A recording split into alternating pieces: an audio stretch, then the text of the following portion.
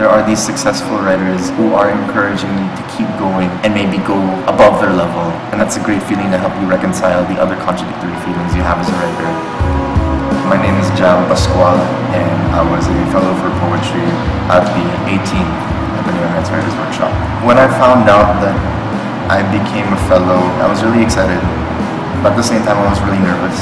While I knew that I was accepted on the basis that my works had a sense of credibility, I was nervous knowing that my works weren't perfect, and the panelists were going to let me know that my works weren't perfect. I think that's one of the great things about the workshop. You get this opportunity to just kind of bare your soul, so to speak, to people who have their fair share of experience when it comes to soul bearing and soul observing. Some people that I used to look up to as my writing superiors were there, and it just made me so happy that we were in the same place for the same reasons, more or less. While my works were being workshopped, all these different flaws in my works were sort of coming to light and surfacing, not in a bad way. Everybody was putting into perspective things that I hadn't noticed before, bringing into light things that I wouldn't have noticed if the work was just left in my hands and I hadn't brought it to the workshop. I don't think I would have gotten as far as a writer if not for the fact that I was surrounded by such wonderful people. Oh man, Sir DM was my favorite panelist. I remember he was in charge of leading the discussion of one of my works. Everything he said just made so much sense, and I remember I was sitting near enough to see his desktop, the desktop of his laptop, and I was just so impressed that he had all these notes neatly typed out. When he was finished, I felt like that poem I wrote was just a fraction of what it was supposed to be. But after the workshop, when I kept writing, I always kept what he said in mind. I owe him a lot for my growth as a writer.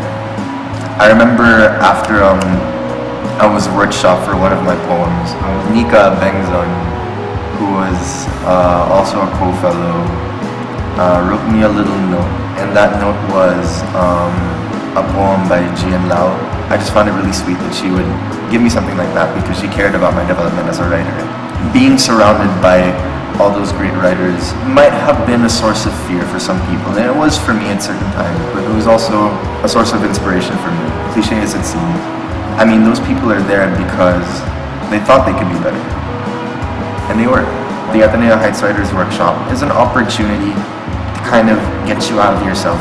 I became more conscious of what I wrote and how I wrote it, but most importantly, why I wrote it. I became more conscious of what I wrote, but at the same time, I wanted to write more.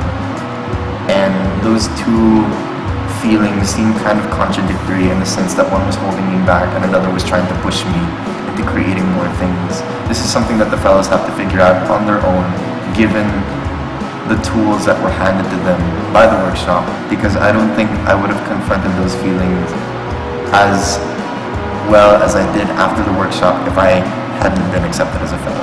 There are these successful writers who are encouraging you to keep going and maybe go above their level, and that's a great feeling to help you reconcile the other contradictory feelings you have as a writer.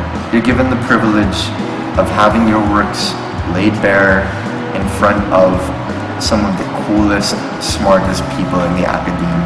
The workshop is going to help you. It's going to open your eyes. It's going to change your outlook on writing. It's going to change your outlook on yourself, the way workshops sometimes double as psychological profiles, whether they mean to or not.